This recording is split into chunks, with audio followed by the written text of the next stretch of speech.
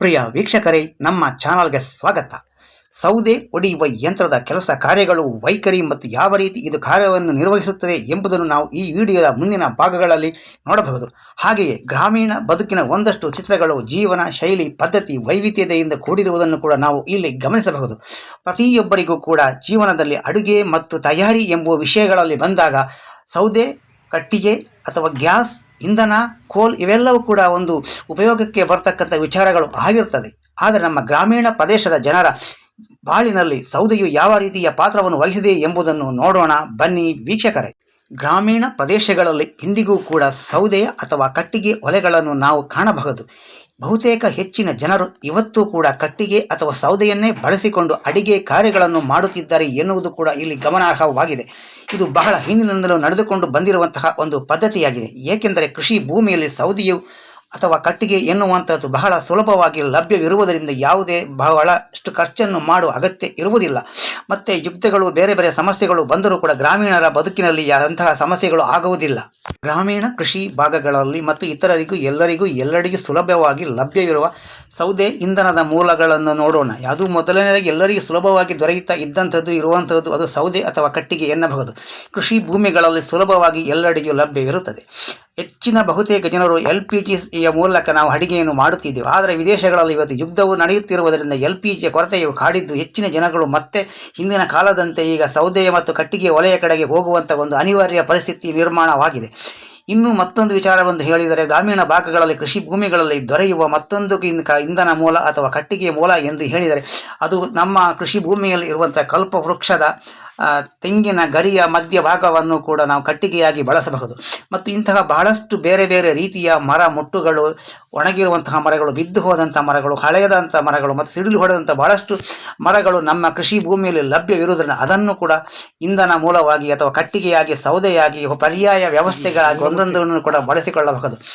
ಈ ಎಲ್ಲ ವ್ಯವಸ್ಥೆಗಳು ಗ್ರಾಮೀಣ ಭಾಗಗಳಲ್ಲಿ ಲಭ್ಯವಿರುವುದರಿಂದ ಗ್ರಾಮೀಣರ ಜನರ ಬದುಕಿನಲ್ಲಿ ಇಂಧನದ ಕೊರತೆಯ ಸಮಸ್ಯೆಗಳು ಬಹುತೇಕ ಕಡಿಮೆ ಆಗಿರುತ್ತವೆ. ಎಂತಹ ಸಂದರ್ಭಗಳು ಬಂದರೂ, ಅದು ವಿದೇಶಗಳಲ್ಲಿ ಯುದ್ಧವಿರಬಹುದು, LPG ಕೊರತೆ ಇರಬಹುದು, ಇನ್ನು ಬೇರೆ ಇಂತಹ ಸಮಸ್ಯೆ ಕಷ್ಟ ಕಾಲಗಳು ಬಂದರೂ ಕೂಡ ನಮ್ಮ ಗ್ರಾಮೀಣರ ಬದುಕಿನಲ್ಲಿ ಅಡಿಗೆ, ನಿತ್ಯ ಜೀವನ, ಕೃಷಿ ಬದುಕು, ಆಹಾರ ಪದ್ಧತಿಯಲ್ಲಿ ಯಾವುದೇ ಪರಿಣಾಮವನ್ನು ಬೀರದೆ ಮತ್ತು ನಿರಂತರವಾಗಿ ಸುವ್ಯವಸ್ಥಿತವಾಗಿ ನಡೆಯುತ್ತಾ ಇರುತ್ತದೆ.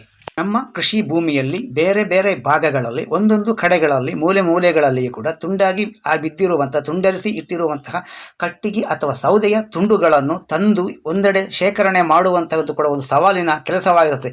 ಇದಕ್ಕೆ ನುರಿತ ಜನರ ಅಥವಾ ಕಾರ್ಮಿಕರ ಒಂದು ಸಹಾಯ ಕೂಡ ಬಹಳ ಮುಖ್ಯವಾಗಿರುತ್ತದೆ. ಇದೆಲ್ಲವನ್ನು ಕೂಡ ತಂದು ಒಂದು ಕಡೆ ರಾಶಿ ಹಾಕುವಂತಹದ್ದು ಕೂಡ ಒಂದು ಬಹಳ ಮುಖ್ಯವಾದ ಕೆಲಸವಾಗುತ್ತದೆ. ಇಲ್ಲದಿದ್ದರೆ ಅದನ್ನು ಮುಂದಿನ ಭಾಗದ ಕಾರ್ಯವನ್ನು ಮಾಡಲು ನಮಗೆ ಬಹಳ ಕಷ್ಟಗಳು ಆಗಬಹುದು. ಇಲ್ಲಿ ಇರುವಂತಹ ಕಟ್ಟಿಗೆಯ ತುಂಡುಗಳು ಅಥವಾ ಸೌದೆಯ ತುಂಡುಗಳು ಎಲ್ಲವೂ ಒಂದೇ ರೀತಿಯ ಅಥವಾ ಒಂದೇ ಸಮಾನ ಆಕೃತಿಯದು ಆಗಿರುವುದಿಲ್ಲ.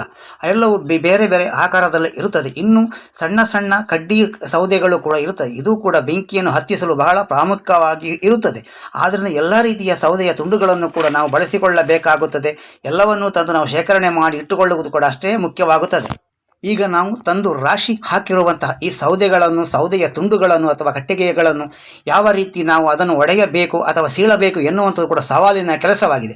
ಹಿಂದೆ ನಮ್ಮಲ್ಲಿ ನುರಿತ ಕಾರ್ಮಿಕರು ಇದ್ದರು, ಆದರೆ ಇವತ್ತು ನಮ್ಮಲ್ಲಿ ಆ ನುರಿತ ಕಾರ್ಮಿಕರು ಇಲ್ಲದಂತಾಗಿದೆ. ಯಾಕೆಂದರೆ ಸೌದೆ ಒಡೆಯುವವರು ಇಲ್ಲವೇ ಇಲ್ಲ.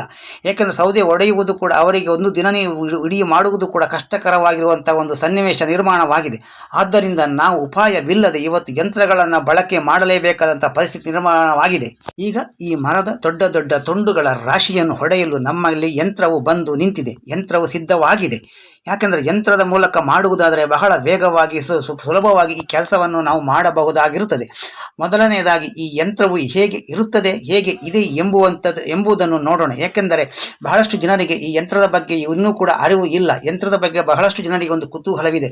ಈ ಯಂತ್ರ ಹೇಗೆ ಇದೆ, ಇದು ಯಾವ ರೀತಿ ಕೆಲಸವನ್ನು ಮಾಡುತ್ತದೆ ಎಂಬುದನ್ನು ತಿಳಿದುಕೊಳ್ಳಲು ಕೂಡ ನಮಗೆ ಒಂದು ಆಸಕ್ತಿ ಖಂಡಿತ ಇದ್ದೇ. ಆ ಒಂದು ದೃಷ್ಟಿಯಿಂದ ನಾವು ನಮ್ಮಲ್ಲಿ ಬಂದಿರುವಂಥ ಈ ಸೌದೆ ಒಡೆಯುವ ಯಂತ್ರವನ್ನು ಒಂದು ನೋಟವನ್ನು ನಿಮಗಾಗಿ ನಾವು ತೋರಿಸುತ್ತಾ ಇದ್ದೇವೆ ಈ ವಿಡಿಯೋದಲ್ಲಿ. ಪ್ರಿಯ ವೀಕ್ಷಕರೇ, ಈಗ ಈ ಅದ್ಭುತವಾದ ಯಂತ್ರವು ಯಾವ ರೀತಿ ಕೆಲಸವನ್ನು ಮಾಡುತ್ತದೆ, ಯಾವ ರೀತಿಯ ಇದರ ಕಾರ್ಯವೈಖರಿ ಇರುತ್ತದೆ, ಸೌದೆಯನ್ನು ಯಾವ ರೀತಿ ಒಡೆಯುತ್ತದೆ, ಸೀಳುತ್ತದೆ ಎಂಬುದನ್ನು ಇಲ್ಲಿ ಮುಂದಿನ ಭಾಗದಲ್ಲಿ ನಾವು ನೋಡೋಣ.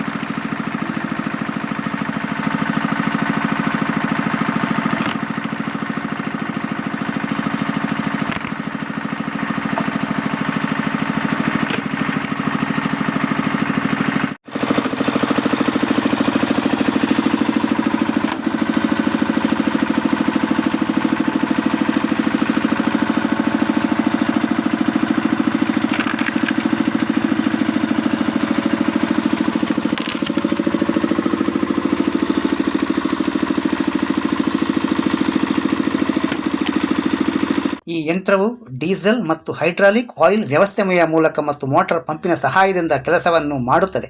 ಇದು ತುಂಬ ವೇಗವಾಗಿ ತುಂಬ ಶೀಘ್ರವಾಗಿ ಸೌದೆಯನ್ನು ಸೀಳುತ್ತದೆ ಮತ್ತು ಹೊಡೆಯುತ್ತದೆ. ಇದನ್ನು ಚಲಾಯಿಸಲು ತುಂಬ ನುರಿತ ಮತ್ತು ತುಂಬ ಜಾಗರೂಕತೆಯಿಂದ ಕೆಲಸವನ್ನು ಮಾಡಬೇಕಾಗುತ್ತದೆ. ಒಬ್ಬ ವ್ಯಕ್ತಿಯು ಒಂದು ದಿನ ಮಾಡುವ ಕೆಲಸವನ್ನು ಇದು ಕೆಲವೇ ಗಂಟೆಗಳಲ್ಲಿ ಮಾಡುತ್ತದೆ. ಯಂತ್ರದ ಮೂಲಕ ಹೊಡೆದು ಸೀಳಿರುವಂತಹ ಕಟ್ಟಿಗೆ ಸೌದೆಯ ತುಂಡುಗಳನ್ನು ಅಥವಾ ಚೆಲ್ಲಾಪಿಲ್ಲಿಯಾಗಿ ಬಿದ್ದಿರುವ ಈ ಸೌದೆಯ ತುಂಡುಗಳನ್ನು ಒಂದು ಕಡೆ ವ್ಯವಸ್ಥಿತವಾಗಿ ಜೋಡಣೆ ಮಾಡಬೇಕಾಗುತ್ತದೆ. ಆದ್ದರಿಂದ ಆ ಚೆಲ್ಲಾಪಿಲ್ಲಿಯಾಗಿ ಬಿದ್ದಿರುವ ಸೌದೆ ಕಟ್ಟಿಗೆಯ ತುಂಡುಗಳನ್ನು ಎಲ್ಲವನ್ನೂ ಕೂಡ ತೆಗೆದುಕೊಂಡು ಬಂದು ಒಂದು ಕಡೆ ರಾಶಿ ಹಾಕಿ ಅದನ್ನು ಒಂದು ರೀತಿಯಾಗಿ ವ್ಯವಸ್ಥಿತವಾಗಿ ಜೋಡಣೆ ಮಾಡಿ ಒಂದು ರೀತಿಯಲ್ಲಿ ಹೇಳಬೇಕಾದ್ರೆ ಒಂದು ಅಟ್ಟಿಯ ಮಾದರಿಯಲ್ಲಿ ಅಥವಾ ರಾಶಿಯನ್ನು ಒಂದು ಸ್ಕ್ವೇರ್ ಮಾದರಿಯಲ್ಲಿ ಜೋಡಣೆ ಮಾಡಿ ಇಡುವುದು ನಮ್ಮ ಗ್ರಾಮಾಂತರ ಪ್ರದೇಶದ ಒಂದು ಸಂಪ್ರದಾಯ ವಾಡಿಕೆ ಪದ್ಧತಿಯಾಗಿರುತ್ತದೆ. ಈ ರೀತಿಯಾಗಿ ಸರಿಯಾದ ರೀತಿಯಲ್ಲಿ ಅದನ್ನು ಜೋಡಿಸಿ ಇಟ್ಟು ಸಂರಕ್ಷಣೆ ಮಾಡದಿದ್ದರೆ ಅದು ಮುಂದಿನ 2 ವರ್ಷಗಳಿಗೆ ಉಳಿಯುವುದು ಕಷ್ಟ.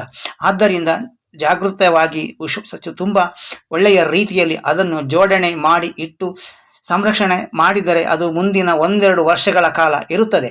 ಇದು ಕೂಡ ಈ ಒಂದು ಕೆಲಸ ಕಾರ್ಯ ಕೂಡ ಬಹಳ ಒಂದು ಮುಖ್ಯವಾದ ಒಂದು ಕಾರ್ಯವಾಗುತ್ತದೆ ಈ ಕಟ್ಟಿಗೆ ನಿರ್ಮಾಣ ಕಾರ್ಯದಲ್ಲಿ.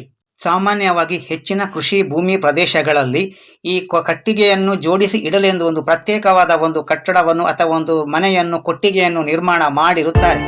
ಆದರೆ ಹೆಚ್ಚಿನವರು ಮಾಡಿದ್ದರೂ ಕೂಡ ಬಹಳಷ್ಟು ಕಡೆಗಳಲ್ಲಿ ಇವಾಗಲೂ ಕೂಡ ಆ ಒಂದು ವ್ಯವಸ್ಥೆಗಳು ಇರುವುದಿಲ್ಲ. ಆದ್ದರಿಂದ ಈ ರೀತಿಯಾಗಿ ಜೋಡಣೆ ಮಾಡಿ ಇಡುವುದೇ ಒಂದು ಸೂಕ್ತವಾದ ಒಂದು ವಿಧಾನವಾಗಿರುತ್ತದೆ. ಇಲ್ಲದಿದ್ದರೆ ಕಟ್ಟಿಗೆಯನ್ನು ಸರಿಯಾಗಿ ಸಂರಕ್ಷಣೆ ಮಾಡಿದರೆ ಅದಕ್ಕೆ ಬೇರೆ ಬೇರೆ ಹುಳಗಳು ಬಂದು ಮತ್ತೆ ಅದು ಹಾಳಾಗುವ ಒಂದು ಸಾಧ್ಯತೆಗಳು ಇರುವುದರಿಂದ ಸಂರಕ್ಷಣೆ ಕೂಡ ಬಹಳ ಮುಖ್ಯವಾಗಿದೆ. ಇಲ್ಲಿ ನಾವು ಬಹುತೇಕ ಹೆಚ್ಚಾಗಿ ರಬ್ಬರ್ ಮರಗಳನ್ನು ಕಟ್ಟಿಗೆಗಾಗಿ ಬಳಸಿರುತ್ತೇವೆ ಮತ್ತು ಬೇರೆ ಒಂದಷ್ಟು ಹಳೆಯದಾದಂತಹ ಮರಗಳು ಮುರಿದು ಬಿದ್ದ ಮರಗಳನ್ನು ಕೂಡ ಕಟ್ಟಿಗೆಗಾಗಿ ಬಳಸಿರುತ್ತೇವೆ. ಇದು ಜೋಡಿಸಿದ ಸೌದೆಯ ತುಂಡುಗಳನ್ನು ನಾವು ಪ್ಲಾಸ್ಟಿಕ್ ಹಾಕಿ ಮುಚ್ಚಿರುತ್ತೇವೆ. ಇಲ್ಲದರೆ ಮಳೆಗಾಲದಲ್ಲಿ ನೀರು ಬಿದ್ದು ಹಾಳಾಗುವ ಸಾಧ್ಯತೆಗಳು ಇರುತ್ತದೆ. ಇಲ್ಲಿ ರಬ್ಬರ್ ಮರದ ಸೌದೆಗಳು ಮತ್ತು ಇತರ ಸೌದೆಗಳು ಮತ್ತು ಜೊತೆಗೆ ತೆಂಗಿನ ಮರದ ಸೌದೆಯನ್ನು ಕೂಡ ಒಟ್ಟಿರುವುದನ್ನು ಅಥವಾ ರಾಶಿಯಾಗಿ ಇಟ್ಟಿರುವುದನ್ನು ನೀವು ಗಮನಿಸಬಹುದಾಗಿರುತ್ತದೆ. ಇವತ್ತು ದೇಶ ವಿದೇಶಗಳಲ್ಲಿ ಯುದ್ಧದ ಸಮಸ್ಯೆಗಳು ಇರುವುದರಿಂದ ನಮ್ಮಲ್ಲಿ ಇರುವಂತಹ ಇಂಧನ ಮೂಲಗಳು ಗ್ಯಾಸ್ ಇರಬಹುದು, ಪೆಟ್ರೋಲ್ ಇರಬಹುದು, ಡೀಸೆಲ್ ಇರಬಹುದು, ಇನ್ನು ಬೇರೆ ಬೇರೆ ಇದರ ಮೂಲಗಳಿಗೂ ಕೂಡ ಕೊರತೆಯ ಕಾಡುತ್ತಾ ಇದೆ. ಆದ್ದರಿಂದ ನಮ್ಮ ದೇಶದ ಆರ್ಥಿಕತೆಯ ದೃಷ್ಟಿಯಿಂದಲೂ ನಮ್ಮ ಆರ್ಥಿಕ ದೃಷ್ಟಿಯಿಂದಲೂ ಕೂಡ ಮಿತವಾಗಿ ಕಟ್ಟಿಗೆಗಳು ಪರ್ಯಾಯ ಇಂಧನಗಳನ್ನು ಬಳಸಿ ನಮ್ಮ ದೇಶದ ಅಭಿವೃದ್ಧಿಯಲ್ಲಿ ನಾವು ಕೂಡ ಕೈಜೋಡಿಸುವುದು ಬಹಳ ಮುಖ್ಯವಾಗಿರುತ್ತದೆ.